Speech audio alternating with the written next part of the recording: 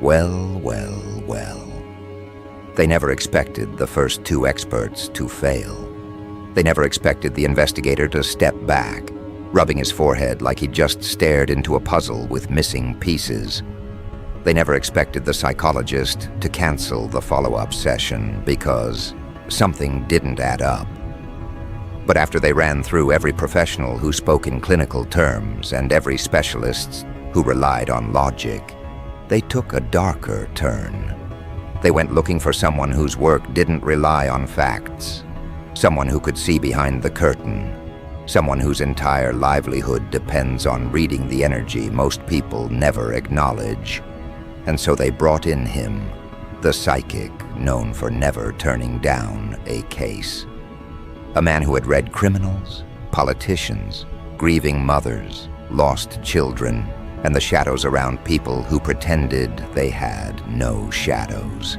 He had a reputation for accuracy that made skeptics uncomfortable. He was the final weapon they were saving for when everything else failed, and it had. He didn't even wait to sit down before he said it. Whoever this person is, they're not ordinary. His eyes stayed on the floor, like your name alone pulled the air out of his lungs. He asked for a photo, an object, anything you'd touched, anything that held your imprint.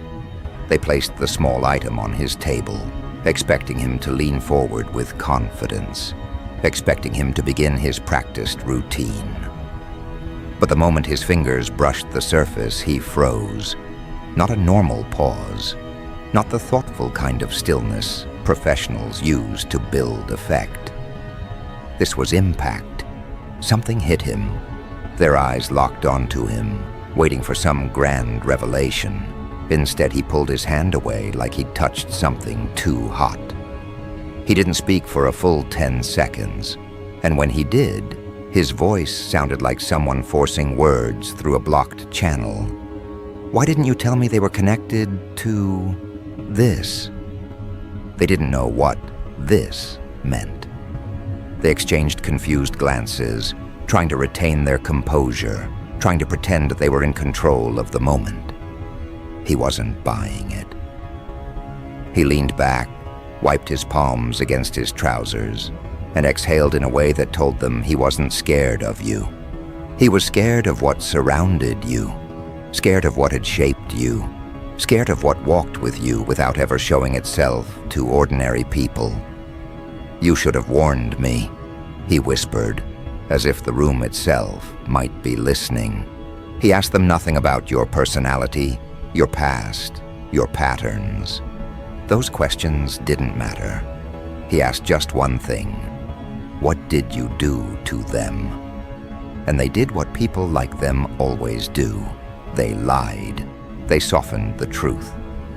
They tried to portray themselves as concerned observers instead of architects of chaos. But the psychic shook his head slowly, as if hearing confessions behind their words. "No, that's not clean. That's not what I'm feeling. Something here was broken, and not by him." He wasn't supposed to say that. He wasn't supposed to defend you. So they pressured him. They demanded he continue. They insisted he deliver what they paid for. Their desperation was loud, even when their voices were soft. They needed answers they could use. They needed a narrative that placed them in control. They needed confirmation that you were the unstable one, the unpredictable one, the danger in the room, even when you weren't in the room. They needed reasons to justify their obsession with you. That's why they brought him here, to validate their storyline, to give them ammunition. But instead he reached for his tools, and every tool resisted. The pendulum didn't swing the way it normally did. It jerked, stopped, reversed, then hovered still, like something unseen was holding it in midair. He frowned and tried again. Same result. The tarot cards refused to behave. He'd place one down, only to find its imagery shifting in the corner of his eye. Some cards appeared upside down, even though he swore he didn't draw them that way. Some felt heavier in his hands. Some felt cold. He asked them again if they understood what they were asking him to step into. They insisted he proceed, so he pushed deeper into your energy field, even though every instinct told him not to. And then everything in the room shifted. The air thickened. The temperature dropped a few degrees. His breath became shallow. He didn't say anything at first.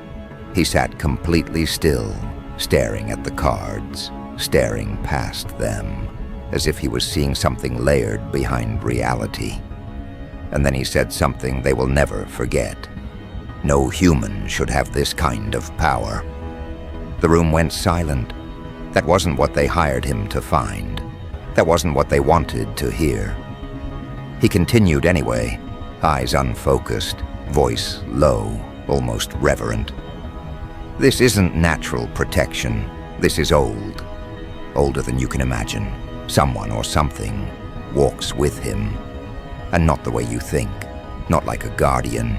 More like a witness of everything he's endured.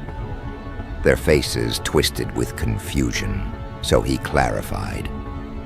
This person has survived things that were not supposed to be survived. Energetically, physically, emotionally, parts of them were destroyed, parts of them were replaced, and now they carry something no practitioner should try to interpret. He placed a hand on the table as if grounding himself. Whatever harmed him, whatever broke him, whatever shattered him, it didn't win. But it didn't leave either. It changed him, and not in a way that any of you understand. They tried to play it off, tried to pretend none of this scared them, but he wasn't looking at them anymore. He was looking at the card he'd just pulled, the one that made every muscle in his face tighten. He stared at it for a long moment before putting it back down, like he didn't want anyone else seeing it. This card shouldn't appear in this position, not for someone still alive. Their confusion turned to uneasy laughter, but his expression stayed dead serious. This card represents someone who has already crossed a line most people don't even approach. Someone who has experienced endings so absolute that the consciousness itself rewired. This person doesn't respond like normal people, doesn't think like normal people, doesn't fracture the way normal people do. You can't break something that already rebuilt itself. He leaned forward, voice sharper. And you didn't tell me about the interference. They froze. What interference? They asked. He shook his head. I'm not talking about people. I'm talking about the thing that keeps blocking my reading. Every time I try to look deeper, something pushes back. Something that isn't him. Something that feels ancient and protective. Something that doesn't want me here. Their breath hitched. He continued anyway. This is the kind of energy I've only encountered twice in my life, and both times I walked away. I'm not sure I should continue. But they insisted he did. They were too far into their own obsession to back out. They needed answers, even if those answers shook their worldview. So he sighed, rubbed his temples, and reluctantly continued the session. He shifted the cards again, pulled another, hesitated, pulled a third. His expression changed gradually, confusion first, then discomfort, then that specific kind of dread that belongs to someone realizing they've made contact with something far beyond their understanding. This is not the reading of an ordinary person, he muttered. This is someone who has died without dying, someone who has walked out of emotional graves, someone who has stood inside destruction and refused to collapse. He pointed at the card. This person carries the kind of strength that doesn't come from practice or mindset. It comes from surviving something that should have erased them. Then he paused again, eyes narrowing. And what concerns me is that he's not even trying to block my reading. He's not resisting, he's not defending, he's simply there. And yet I can't see him fully. Something is hiding the parts you most want to know. Their frustration boiled over. Hiding? Why would he hide anything? He doesn't even know we're doing this. The psychic gave a humorless smile. You don't understand. He doesn't need to know physically. His energy knows. His subconscious knows. His field knows. Some people have defense mechanisms stronger than conscious awareness. He's one of them. He tapped the table gently. He's been watched before, targeted, misread, tested, and somewhere along the way, something stepped in. Something began guarding him. Something that doesn't let outsiders tamper with him anymore. And then he said the words that made them both shift uncomfortably. He's protected by something ancient. They weren't prepared to hear that. They weren't prepared for the psychic to sound almost respectful when he said it. They weren't prepared for him to look at your energy as if studying the aftermath of a war. He didn't ask for this, he continued. This kind of protection doesn't come from prayer or request. It comes from survival, from being pushed past a point the human psyche is not designed to pass. He drew another card. His hand trembled. This confirms it. They leaned forward. Confirms what? He looked up slowly. You're not dealing with someone you can manipulate. You're not dealing with someone who cracks under pressure. You're dealing with someone who has already lived through the collapse they fear. Someone who rebuilt themselves with no blueprint. Someone who learned to think without relying on external validation. He pressed his fingers to his forehead. This is someone who doesn't break the way normal people break. Because they already shattered once, and when they reformed, they became unreadable. They tried to argue, but the psychic cut them off. You want weakness? You won't find it here. The only weakness he had was the people he trusted, and he doesn't trust you anymore. His eyes met theirs, unblinking. This person was hurt by someone they cared about. That experience rewired them. Their emotional structure is different. Their intuition sharpened. Their boundaries hardened. And now anyone attempting to invade their inner space is met with resistance they can't identify. They swallowed hard. He continued. Even I can't see past it, and I don't think I should try. But they pushed. They begged. They offered more money, more incentive, more pressure. Their obsession was louder than their common sense. They needed answers that justified their behavior. Needed proof they were right to watch you, analyze you, discuss you in rooms you didn't know existed. They needed something that made you wrong and them right. The psychic sighed, defeated. Fine, one more pull. He reached for the deck slowly, like approaching something dangerous. He shuffled once, twice. His fingers hesitated a third time. He drew the card. And when he flipped it, his entire face changed. He didn't speak for 5 long seconds. When he finally did, his voice was almost a whisper. If I continue, I won't sleep tonight. They stared at him, confused and terrified. He looked down at the card again and shook his head. He's already stepped into the next stage. Whatever you think you're doing, stop. He leaned back, expression hollow. You're not investigating a person. You're interfering with a trajectory. They didn't understand. They asked him what that meant. He looked at them quietly. It means the more you try to read him, the more you reveal yourselves. He stood up, gathering his tools with sharp, uneasy movements. I'm done. I shouldn't have touched this, and neither should you. They demanded answers. He ignored them. They asked what he saw. He didn't respond. They followed him to the door. He waved them off, muttering something under his breath like a warning meant to be half heard. But one line slipped out clearly. You're not prepared for what he becomes next. That single sentence didn't just land in the room. It hung there, vibrating, like the air itself wasn't supposed to carry something that heavy.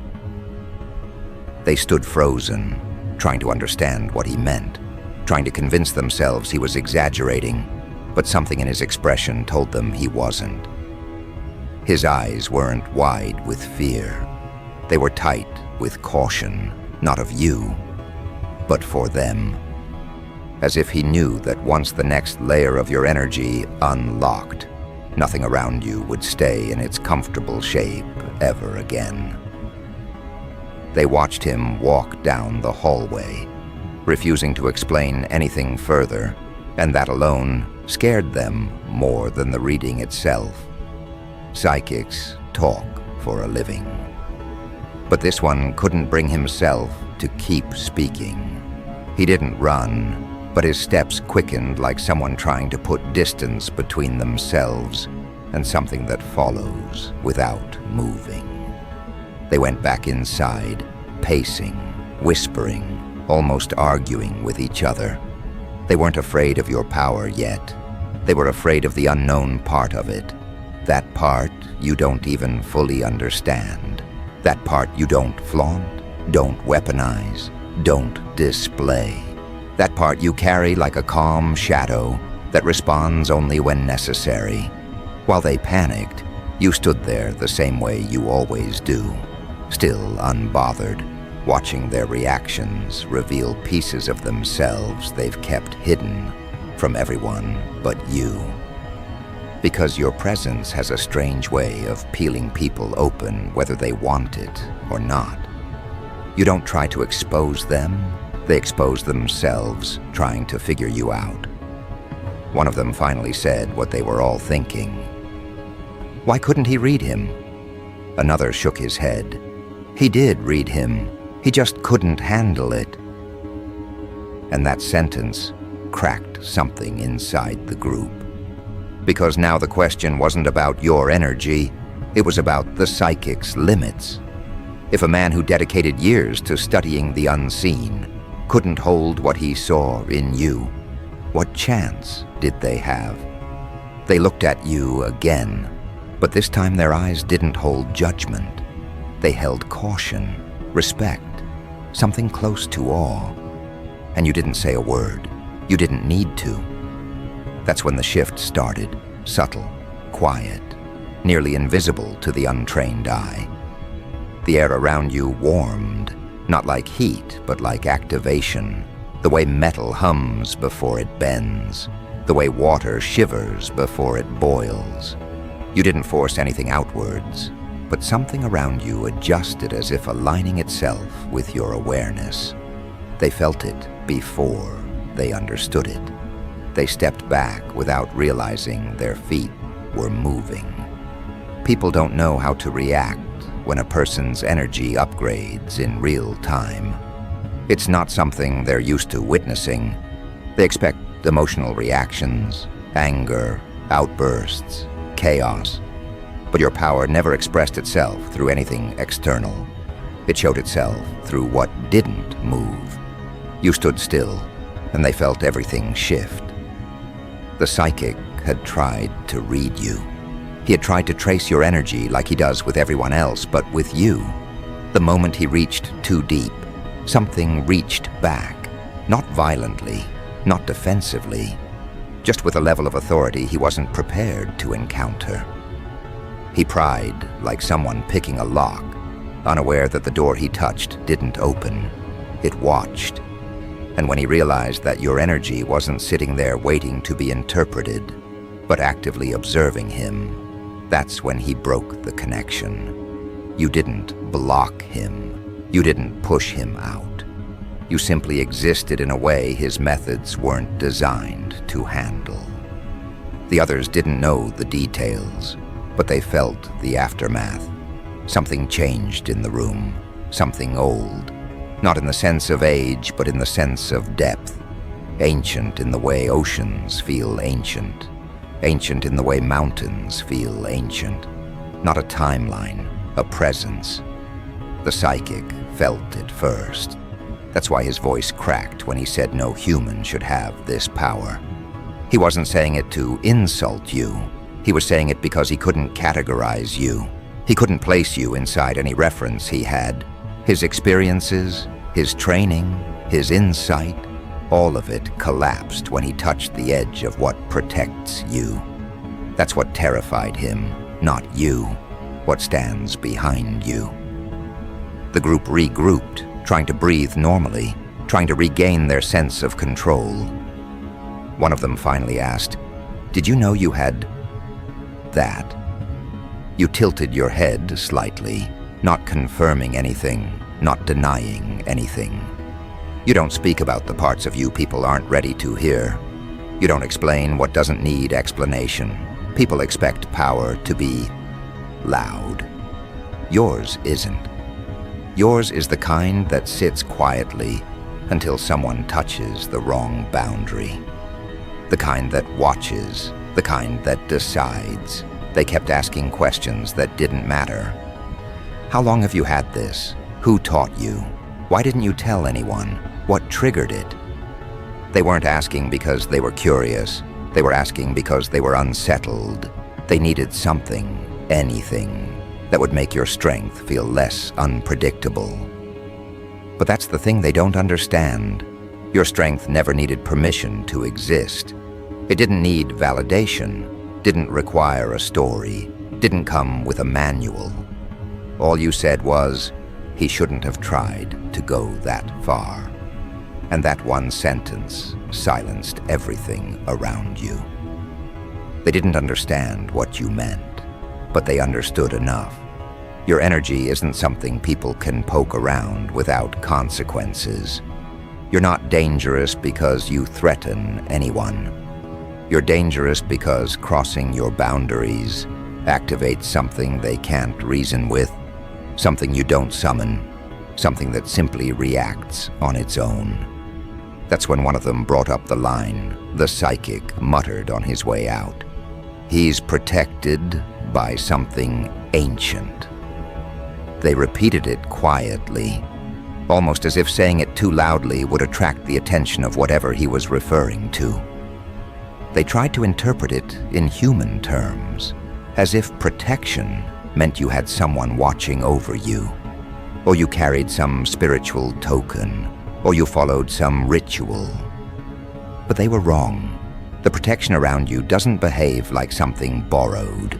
It behaves like something that recognizes you, something that responds to you. It doesn't guard you. It aligns with you. They didn't understand the difference, but they felt it. They tried to discuss what kind of protection it might be, talking over each other, coming up with theories that didn't match the situation at all. Some said ancestral, some said spiritual, some said dimensional, some said universal. But none of those terms fit you. You are not a person who exists inside labels. You're a person who makes labels collapse. You walked away from the group, not because you were done, but because their energy was becoming too frantic. Their panic started pulling on the room. Their fear started amplifying the atmosphere. Fear always does that. It twists the air into something tight. But your presence adjusts differently. You stepped into a quieter space, not to hide, but to let them settle. They followed you with their eyes, not daring to interrupt you this time, not daring to accuse you, not daring to ask for explanations you weren't going to give. They thought they were evaluating your energy. They didn't realize your energy was evaluating theirs. Because while they were focused on what the psychic saw, you were focused on what the psychic didn't see. The part he couldn't reach. The part he backed away from before his own mind fractured around it. He saw the edge. He didn't see the core. He saw the guardian. He didn't see the source. That's why he refused to continue. That's why he said they weren't prepared for what you become next. Because what you become isn't something he can predict.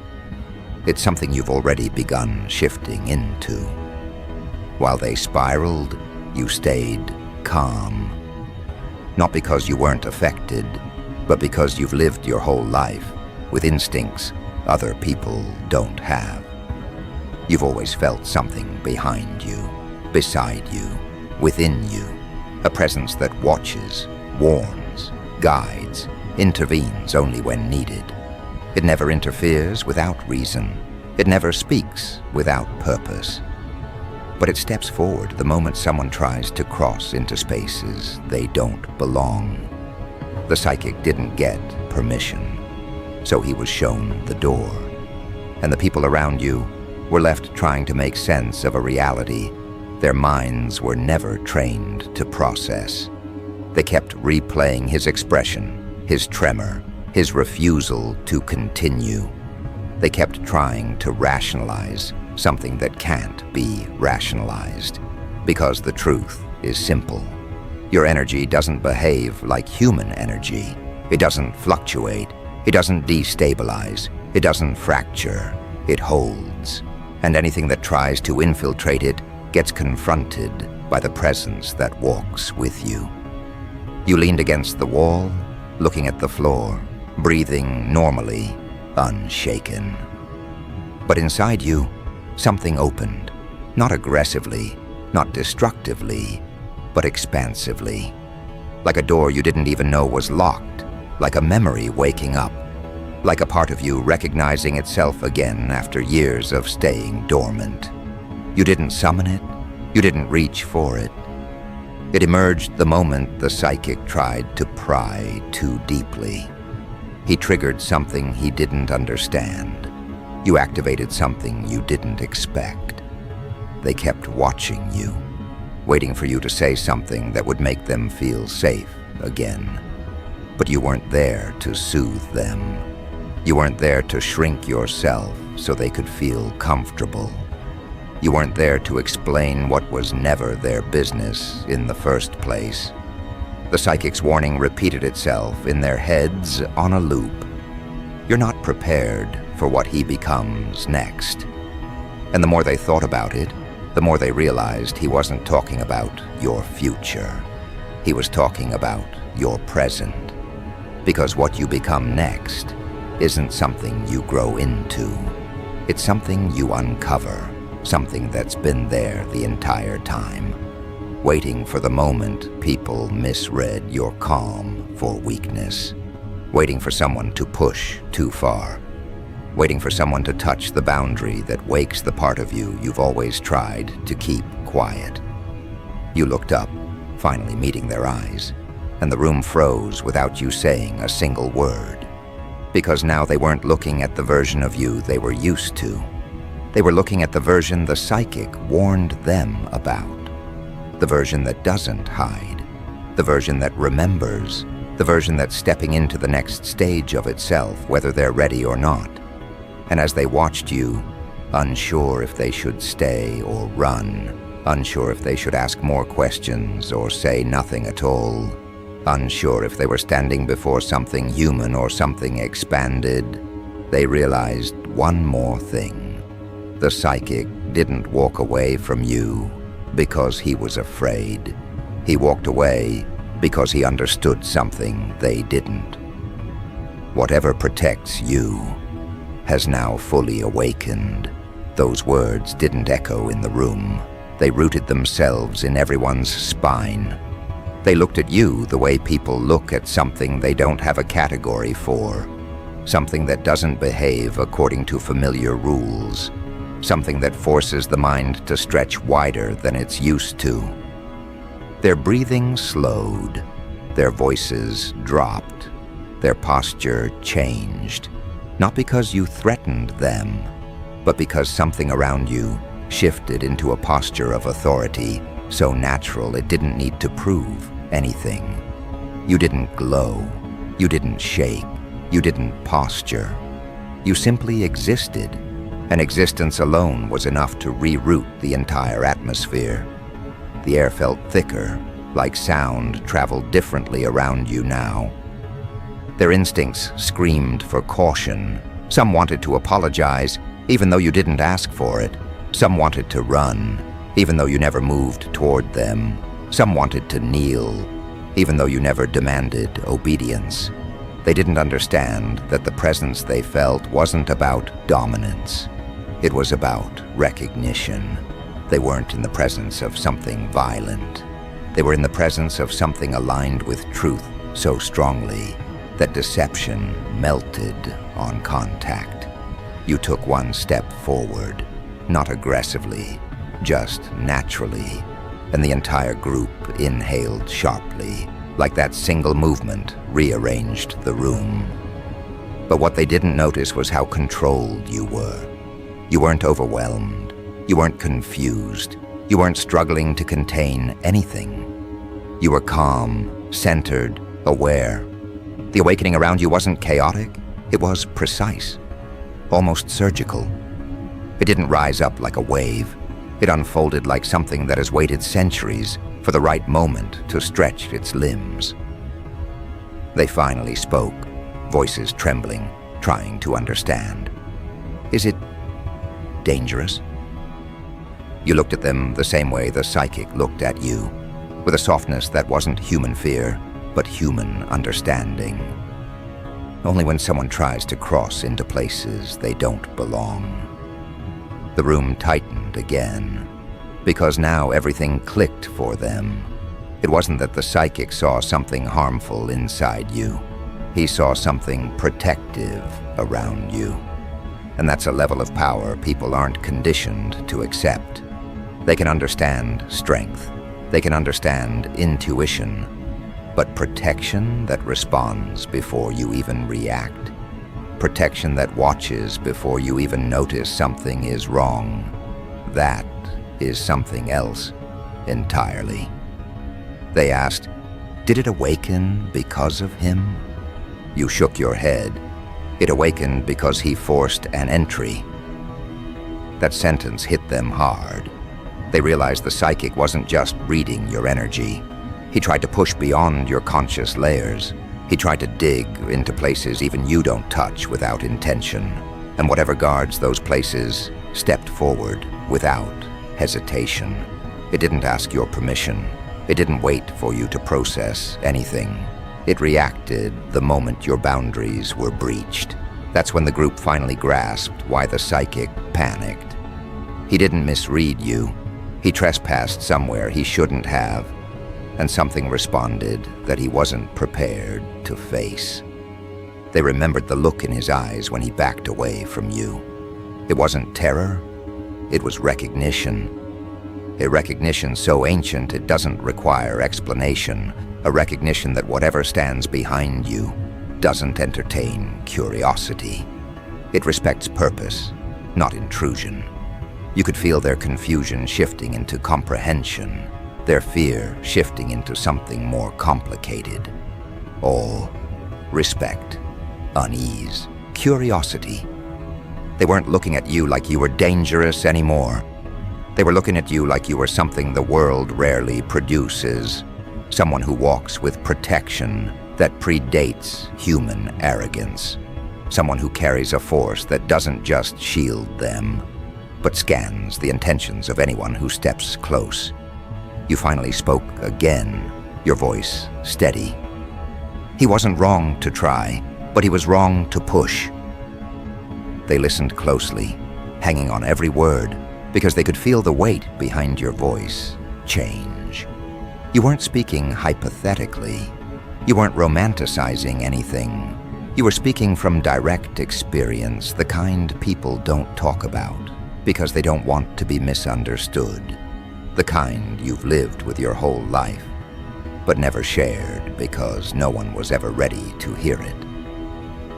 Your energy didn't awaken something external. It awakened a memory, a recognition. You've always felt a presence around you, guiding you in ways that didn't match coincidence. The right person leaving your life without explanation. The wrong person exposing themselves before they could cause damage. The sudden urges to move react, stop, or retreat before something harmful unfolded. The times you avoided danger without logic. The moments your instincts screamed like they were reading something invisible in the air. That wasn't intuition, that was protection. And now that it's fully awakened, it's no longer subtle. You feel it like a pressure behind you, a warmth on your shoulder, an unseen force standing in a posture that says, I decide who approaches and who doesn't. It's not aggressive, it's not violent. It's simply aware, always aware. They kept questioning, trying to piece it all